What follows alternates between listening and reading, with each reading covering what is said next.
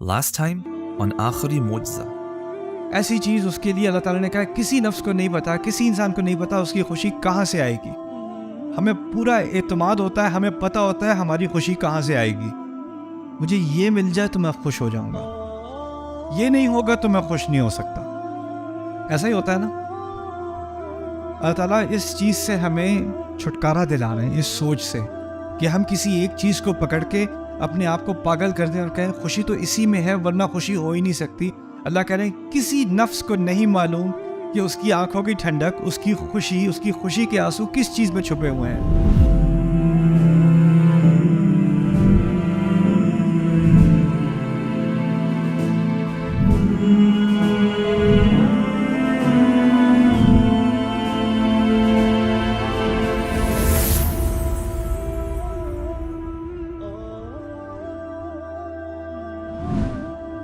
اگلی مثال، چلو ایک ہو گئی آنکھوں کی ٹھنڈک. والدین کے سامنے عاجزی سے جھکنا، یہ تو پاکستان کی فیوریٹ مثال ہے.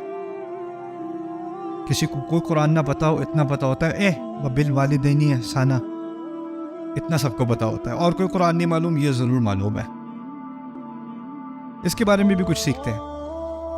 قرآن نے یہ محاورہ استعمال کیا ہے، خفض لہ جناحہ، اس نے اپنے پر اس کے سامنے نیچے کر لی. یہ محاورہ تھا قرآن سے پہلے، اپنے پر کسی کے سامنے نیچے کرنا. اور رفع لہ جناحہ، اس کا متضاد محاورہ بھی تھا، اس نے کسی کے سامنے اپنے پر اونچے کر لیے.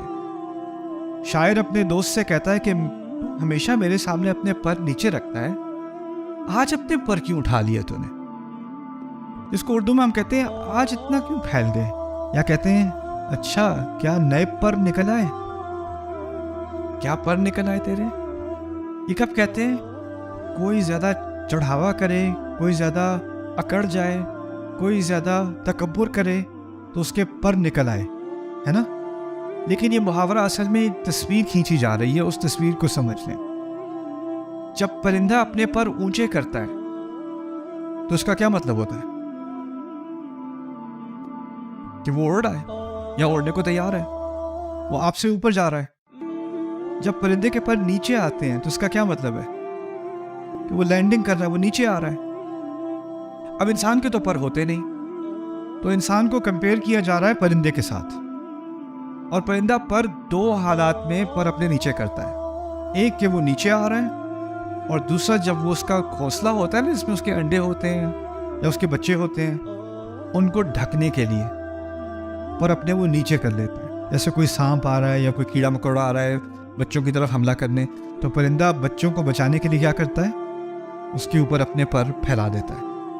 تو پر کو نیچا کرنا اس کے دو معنی ہیں. ایک تو کسی کے سامنے عاجزی کرنا، یعنی میرے اندر اڑنے کی صلاحیت ہے، مجھے پر اپنے اٹھانے آتے ہیں، اڑنا آتا ہے، اڑنا آنے کے باوجود میں زمین پر لگا ہوا ہوں. اور دوسرے معنی یہ ہیں کسی کی حفاظت کرنا، کسی کی حفاظت کرنا، کیونکہ آپ پر جب پرندہ پھیلاتا ہے تو وہ اپنے انڈوں کی یا بچوں کی حفاظت کر رہا ہوتا ہے. اچھا، تو یہ جو تصویر کھینچی جا رہی ہے اس میں ایک مزید اضافہ قرآن نے کیا ہے، خفض لہ جناحہ، لیکن جناح کے بعد قرآن نے وخفض لہما جناحا، اس کے بعد ایک اور لفظ بھی ہے الذل. الذل یہ لفظ عربی محاورے میں نہیں تھا، یہ قرآن کا اضافہ ہے. یہ قرآن نے محاورے میں ایک عزیز نئی جدید چیز شامل کی ہے. الذل کہتے ہیں عربی میں جو کمزور ہو. اصل میں ذلیل کا لفظ اردو میں بہت برے معنی رکھتا ہے، لیکن ذلیل کا لفظ عربی میں صرف ذلت سے اس کا تعلق نہیں ہے، کمزوری سے بھی اس کا تعلق ہے. اسی لیے یہ لفظ قرآن میں استعمال ہوا ہے صحابہ کے لیے. وَلَقَدْ نَصَرَكُمُ اللَّهُ بِبَدْرٍ وَأَنْتُمْ أَذِلَّةٌ، ذلیل کی جمع عربی میں اذلہ. اللہ تعالیٰ نے تمہاری بدر کے مقام پر مدد کی اور تم اذلہ تھے، یعنی تم کمزور تھے. وہاں اردو والا ذلیل نہیں، عربی والے سے یعنی کمزوری کی بات کی جا رہی ہے. یہاں پر کمزوری کی بات کی جا رہی ہے، یعنی اپنے کمزوری والے پر نیچے گرا دو، اپنے کمزوری والے پر اپنے دونوں والدین کے سامنے گرا دو. اس سے کیا مراد ہو سکتی ہے؟ پہلی مراد اس سے یہ ہے کہ ایک عمر آتی ہے جب بچہ چھوٹا ہوتا ہے اور والدین اس کے ہر ضرورت کا خیال کرتے ہیں. وہ اپنا خیال، وہ اپنے آپ کو صاف نہیں کر سکتا، اپنے آپ کو کھلا نہیں سکتا، اپنے آپ کو سلا نہیں سکتا، اپنے آپ کو اوڑھ نہیں سکتا. ساری ضروریات کون پوری کر رہا ہے؟ والدین. ان کے بغیر وہ سروائیو نہیں کر سکتا، وہ انڈیپینڈنٹ نہیں ہے. جیسے جیسے وہ بڑا ہوتا چلا جاتا ہے تو کچھ چیزیں وہ خود سے کر سکتا ہے، لیکن پھر بھی امی بھوک لگی ہے، ماں کھانا دے گی، اسکول ابو لے کے جائیں گے، ڈور پہ ڈراپ کریں گے، شاپنگ کرنے، کپڑے دینے، وہ اپنے آپ کو افورڈ نہیں کر سکتا. پھر ایک وقت آتا ہے کہ اس کو یونیورسٹی کے بعد یا تعلیم حاصل کرنے کے بعد اس کی جاب لگ گئی، اس کی شادی بھی ہو گئی، اب وہ بڑا ہو گیا ہے. اب جب وہ جیسے جیسے وہ خود مختار ہو رہا ہے، اس کے اپنے پیسے آ رہے ہیں، اس کی اپنی لائف ہے، ساتھ ساتھ جو اس کے پیرنٹس تھے نا، اس کے والدین تھے، وہ بوڑھے ہوتے چلے جا رہے ہیں.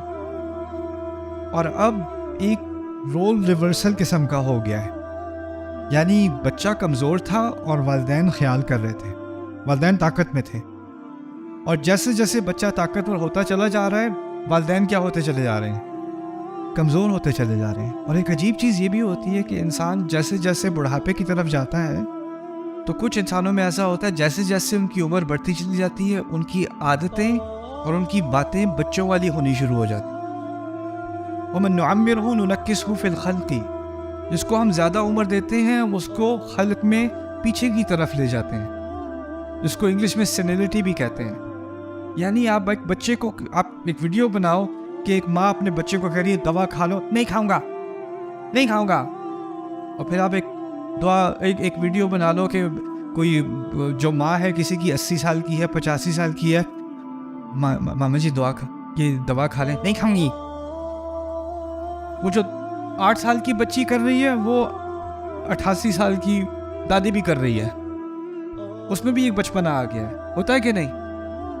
اور اسی طرح موڈ کے بارے میں، بچے کا موڈ ایک دفعہ خراب ہو گیا تو ہو گیا، سڑ گئے تو سڑ گئے. اور جب ایک عمر آتی ہے اس میں ایک دفعہ غصہ آ گیا تو بس اب بات نہیں کرو مجھ سے. بہت جلدی غصہ کر دینا، بہت جذباتی ہو جانا، بچپنا آ جانا.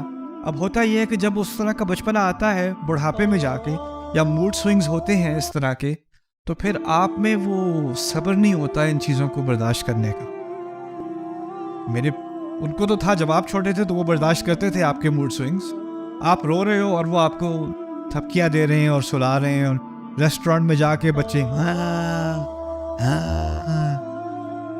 جیسے کسی گائے کو ذبح کیا جا رہا ہے، اور سارے آپ کو ریسٹورینٹ میں گھور رہے ہیں، اور پھر بھی آپ بچے کو اٹس اوکے. لوگ بچے کو جج نہیں کر رہے، لوگ کس کو جج کر رہے ہوتے ہیں؟ آپ کو. یہ کیسے پیرنٹس کو پتہ بھی نہیں ہے کہ میرا بچہ ہوتا نا تو. لیکن جب آپ کے والدین بڑی عمر کے ہوتے ہیں اور پھر وہ الٹی سیدھی باتیں بھی کبھی کرتے ہیں، بہت ہی غصہ دلانے والی باتیں کرتے ہیں، بہت انوئنگ قسم کی باتیں کرتے ہیں، اور پھر آپ کے ذہن میں آتا ہے میں اب بچہ نہیں ہوں، ایسے آپ مجھ سے اب بات نہیں کر سکتے. اچھا میں اب 4 سال کا نہیں ہوں، اب میں وہ نہیں ہوں جس کو آپ بس مار سکتے ہیں. جواب تو دماغ میں آتا ہے کہ نہیں آتا؟ ہر انسان کے دماغ میں آتا ہے. یہ مسلمان ہونے سے آپ کا یہ غصہ غائب نہیں ہو جاتا. اللہ تعالیٰ کہہ رہے ہیں کہ جب والدین جب اس قسم کا آپ کی انا کا امتحان لیں گے نا، تو اس وقت آپ نے اپنے پر کیا کرنا ہے؟ اپنے پروں کے ساتھ انہیں گرانا ہے نیچے، اور گرانا ایسے جیسے آپ کمزور ہوں. لیکن حقیقت کیا ہے کہ آپ کمزور ہیں کہ نہیں؟ اس عمر میں اصل میں کمزور آپ نہیں ہیں، کمزور وہ ہیں. لیکن ایک ہوتا ہے ویسے میں پر اٹھا سکتا ہوں، لیکن کیونکہ قرآن کہہ رہا ہے نا تو میں ابھی گرا رہا ہوں پر. تو یہ جناح الذل نہ ہوا. جناح الذل ہے کہ آپ نے اپنی انا کو ایسے دبایا جیسے آپ میں انا اٹھانے کی صلاحیت ہی نہیں تھی. ایک ہوتا ہے میں معاف کر رہا ہوں کیونکہ معافی کے ثواب ملتا ہے، وہ معاف کرنا نہیں ہوتا. لیکن ایک ہوتا ہے آپ نے اپنے آپ کو ہمبل کیا، آپ نے اپنا تواضع دکھایا. کیوں دکھایا؟ یہ قرآن نے کہا ہے کمزوری کا مظاہرہ کرو، جناح الذل. اور اتنا بھی بات نہیں تھا، پھر کہا من الرحمہ. من الرحمہ، من الرحمہ کے 3 معنی ہیں. من الرحمہ کا ایک معنی یہ ہے کہ آپ کو اللہ کی رحمت چاہیے، اس لیے آپ کر رہے ہو. من الرحمہ کا دوسرا معنی یہ ہے کہ انہوں نے آپ پر رحمت کی تھی تو اب آپ کی باری آئی ہے، آپ ان پہ رحمت کرو۔ اور تیسرا معنی یہ ہے کہ آپ کو ان پر رحم آنا چاہیے کہ اب وہ جس طرح کی یہ بات کر رہے ہیں تو ایک دن آپ پر بھی آنا ہے کہ آپ ہی صورتحال میں ہوگے۔ آپ یہ وقت ہے کہ آپ شدید محبت اور بہت ہی زیادہ خیال کا مظاہرہ کرو۔ من الرحمہ، 3 باتیں نکل آئیں اس میں سے۔ پھر ایک اور پیچھے بات جناح الذل میں یہ تھی کہ پر کو نیچے گرانا، اصل میں جو میں نے مثال بتائی نا کہ چڑیا اپنے گھونسلے کو اس کی حفاظت کرتی ہے، تو وہ کس چیز کی مثال تھی؟ ماں بچوں کی حفاظت کر رہی ہے، یہی بات تھی نا، والدہ بچوں کی حفاظت کر رہی ہے۔ لیکن قرآن نے یہ مثال کس کے لیے استعمال کی؟ اب بچے والدین کی حفاظت کر رہے ہیں۔ یعنی اس مثال کے ذریعے سے، ایک چھوٹے سے محاورے کے ذریعے سے اللہ نے یہ بات واضح کر دی کہ ایک زمانے میں یہ رول والدین کا تھا اور تم جو ہے گھونسلے کے اندر تھے، لیکن اب پر تم نے بچھانے اور وہ گھونسلے کے اندر ہیں۔ جیسے انہوں نے تمہارا خیال رکھا تھا، اب تم نے ان کا خیال رکھنا ہے۔ اسی لیے جناح الذل اصل میں یہ محاورہ والدین کے لیے، والدین جو بچوں کی حفاظت کرتے ہیں اس کے لیے استعمال تھا، کیونکہ چڑیا اپنے گھونسلے کی حفاظت کرتی ہے، لیکن اس کو ریورس کر کے اللہ تعالیٰ نے بیان کیا۔ اب دعا آگے سمجھ میں آئے گی، وَقُلْ رَبِّ ارْحَمْهُمَا كَمَا رَبَّيَانِي صَغِيرًا۔ ذہنی طور پہ اللہ تعالیٰ نے محاورے کے ذریعے اس کے لیے ہمیں تیار کر دیا، ان دونوں پر رحم کر جیسے کہ ان دونوں نے میری پرورش کی جب میں چھوٹا تھا، کما ربیانی صغیرا۔ بہت ہی یعنی محاورے کا استعمال قرآن نے جو کیا ہے نا، وہ صرف جو محاورہ تھا استعمال میں، صرف اس کا استعمال نہیں کیا، اس کا ایسا استعمال کیا کہ اس میں بہت ساری حکمتیں ایک دم بہت کم الفاظ میں اس کے اندر شامل ہو گئی۔ مجھے 15 منٹ لگ رہے ہیں ایک محاورہ ایکسپلین کرنے میں، اور قرآن نے وہ ساری بات نچوڑ کر بس رب ارحم واخفض لہما جناح الذل من الرحمہ، اتنی سے الفاظ میں۔ اور یہی قرآن کے معجزات میں سے ہے کہ بہت تھوڑے الفاظ میں بہت ساری جو حکمتیں ہیں وہ شامل ہو جاتی ہیں۔ یہ محاورہ ایک اور جگہ بھی استعمال ہوا ہے سورۃ الشعراء میں، اور حیرت ہوتی ہے اس محاورے کی وجہ سے، واقعی میں حیرت ہوتی ہے۔ وَاخْفِضْ جَنَاحَكَ لِمَنْ تَبِعَكَ مِنَ الْمُؤْمِنِينَ، اللہ اپنے نبی سے کہہ رہے ہیں آپ اپنے پر ان کے لیے گرا دیجئے جو آپ کی پیروی کرتے ہیں مومنین میں سے۔ رسول سے کہا جا رہا ہے صلی اللہ علیہ وسلم کہ آپ اپنے پر ان پر بچھا دیجئے۔ یہاں پر کیا لفظ نہیں ہے جو دوسری آیت میں تھا؟ ذل نہیں ہے، کیونکہ وہ رسول کے لیے مناسب نہیں ہے صلی اللہ علیہ وسلم۔ یہاں پر بات تواضع کی نہیں ہو رہی، یہاں پر محاورہ اپنی حقیقت میں استعمال کیا جا رہا ہے۔ جیسے والدین اپنے بچوں کی حفاظت کرتے ہیں نا، ویسے آپ اپنے مومنین کی حفاظت کیجیے اور ان پر اپنا بچھونا ڈال دیجیے۔ وَاخْفِضْ جَنَاحَكَ لِمَنْ تَبِعَكَ مِنَ الْمُؤْمِنِينَ۔ ایک عورت آتی ہے نبی کے پاس علیہ الصلوۃ والسلام، میں نے گناہ کیا ہے، میں گناہ کی وضاحت نہیں کروں گا، میں نے گناہ کیا، مجھے سزا دیں۔ رسول صلی اللہ علیہ وسلم کہتے ہیں جاؤ، بعد میں آنا۔ اس نے کہا تھا میں نے بدکاری کی ہے، مجھے سزا دیں، مجھے پتھراؤ کریں میرے اوپر۔ انہوں نے کہا نہیں، اب بعد میں آنا۔ اچھا میرا بچہ ہونے والا ہے، نہیں ابھی نہیں آؤ، بچہ ہونے کے بعد آنا۔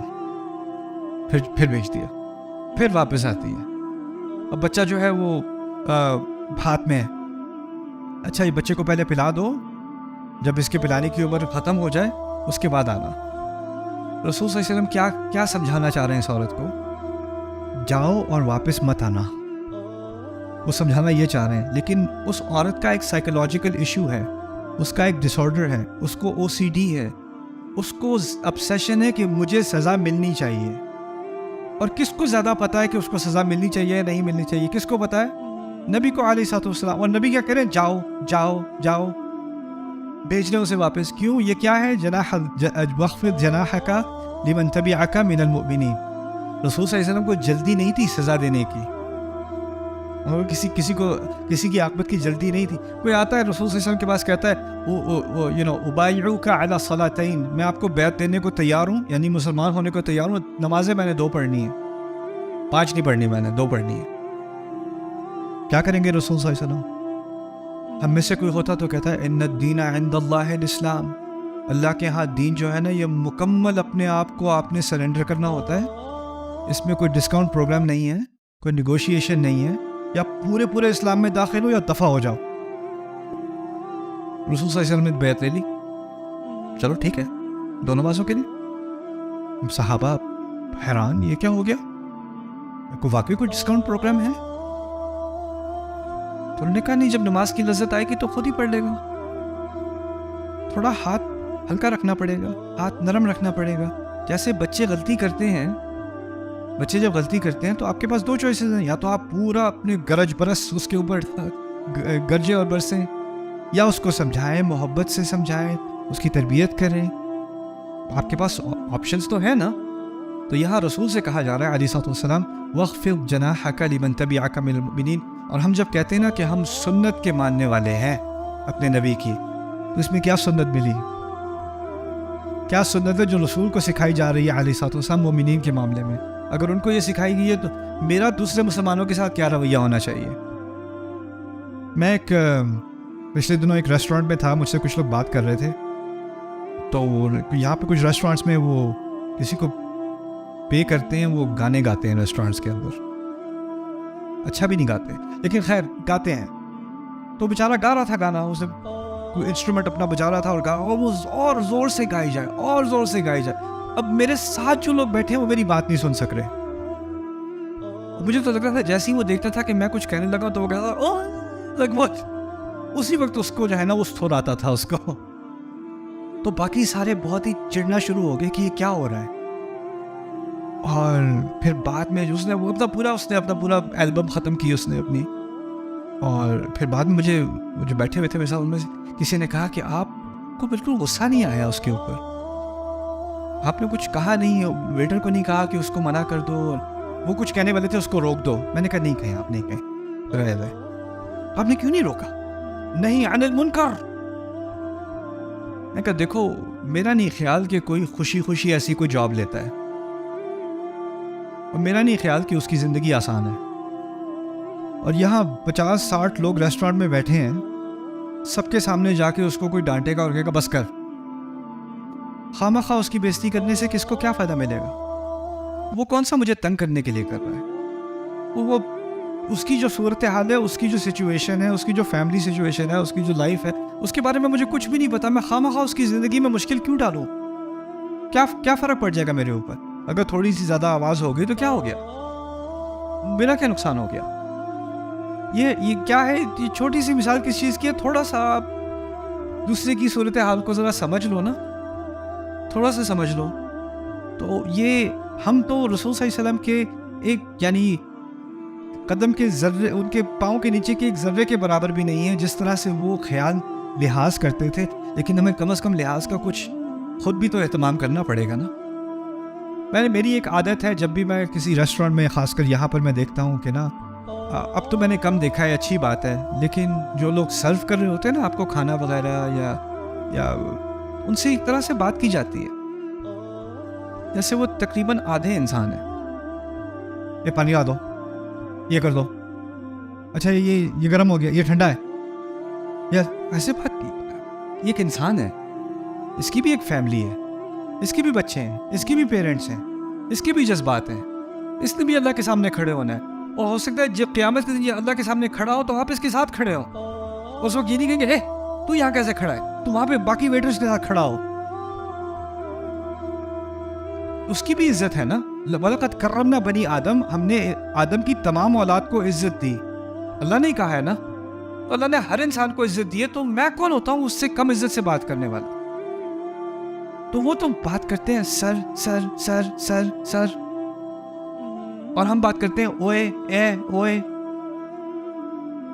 तो जब भी कोई आता है तो मैं पूछता आपका नाम क्या है, तो पहले थोड़े हैरान हो जाते, वो समझते मैं नाम जाके मैं मैनेजर को बताऊंगा, जी सर मेरा नाम करीम है। उनके दिमाग होता है अभी करीम की तो जॉब गई। करीम भाई आप कैसे हैं? मैं ठीक हूँ सर, मैं बिल्कुल ठीक हूँ, और डर डर के बिल्कुल ठीक हूँ। फिर उसके बाद करीम भाई आपका बहुत शुक्रिया, कब से काम कर रहे हो आप यहाँ पे? सर अभी 4 दिन हुए हैं। अच्छा, इंशाल्लाह अल्लाह ताला के रिज़्क़ में बरकत डाले, आपका बहुत शुक्रिया। मेरे को पैसे खर्च हो गए, मेरे को नुकसान हो गया, उससे मैंने 1-2 सेकंड बात कर ली, लेकिन होता क्या है इससे, किसी को थोड़ी सी तसल्ली आ जाती है कि किसी ने मुझे इंसान के नाते तो देख लिया, किसी ने सलाम में पहल तो कर ली। आप कोशिश करें किसी बिल्डिंग में जाएं तो जो جو دروازہ کھولنے والے گارڈز وغیرہ ہوتے ہیں نا, سلام میں آپ پہل کر دو, آپ پہل کر دو. کس لیے؟ وَخْفِضْ جَنَاحَكَ لِمَنْ تَبِعَكَ مِنَ الْمُؤْمِنِينَ. رسول کا کیا مقام اور کسی عام مسلمان کا کیا مقام, اور ان کو کہا جا رہا ہے آپ ان کے جذبات کا خیال رکھیں, ان کے اوپر آپ یعنی کیونکہ اگر تھوڑی سی بھی رسول صلی اللہ علیہ وسلم ذرا سختی سے بات کر دیں گے تو کسی کی تو دنیا زندگی ختم ہو گئی, اس کی زندگی برباد ہو گئی. مجھے اس بات کا اندازہ نہیں تھا. ایک دفعہ میں آپ کو اپنے ذاتی بارے میں بات بتاتا ہوں. مجھے کچھ چیزیں صرف تجربے سے انسان سیکھ سکتا ہے ورنہ نہیں سیکھ سکتا. میں ایک کانفرنس میں تھا, میں نے اسپیچ کی تو بہت سارے لوگ نا میرے ساتھ تصویر کھینچنا چاہ رہے تھے, لیکن کانفرنس سے پہلے کوئی آ کے نا ایک چٹ دے گیا مجھے تقریر کے دوران. میں بہت ہی جذبات میں تقریر کر رہا تھا. اینڈ وی ہیو ٹو, اس نے پیپر پکڑا دیا مجھے. پیپر تھا کہ کسی کی ٹویوٹا تھی اور اس کا لائسنس نمبر یہ تھا, اس نے گاڑی غلط جگہ پہ کھڑی کی ہوئی ہے. تو میں کہتا and we have to stand against license plate 57ZW white Corolla who parked incorrectly. مذاق میں نے ایسے ہی کہہ دیا. 4 سال بعد بدلہ مجھے آ کے ملتا ہے, آپ نے میری گاڑی کا مذاق اڑایا تھا. اور اس دن سے میں نے آپ کو سننا چھوڑ دیا ہے, اور آج میں صرف اس لیے آیا ہوں آپ کو بتانے کے لیے کہ آپ نے مجھے کتنا ہرٹ کیا ہے. اوف, I'm sorry. Can I park your car? آپ کو نہیں پتا ہوتا کس کے کیا جذبات ہیں, کس کی کیا فیلنگز ہیں, تو ایک سینسیٹیوٹی ڈیولپ کرنی پڑتی ہے. یہ آیات صرف پیرنٹس کے لیے استعمال نہیں کی گئی, بچوں کے لیے استعمال نہیں کی گئی, رسول کے لیے خود استعمال کی گئی صلی اللہ علیہ وسلم. Subscribe now to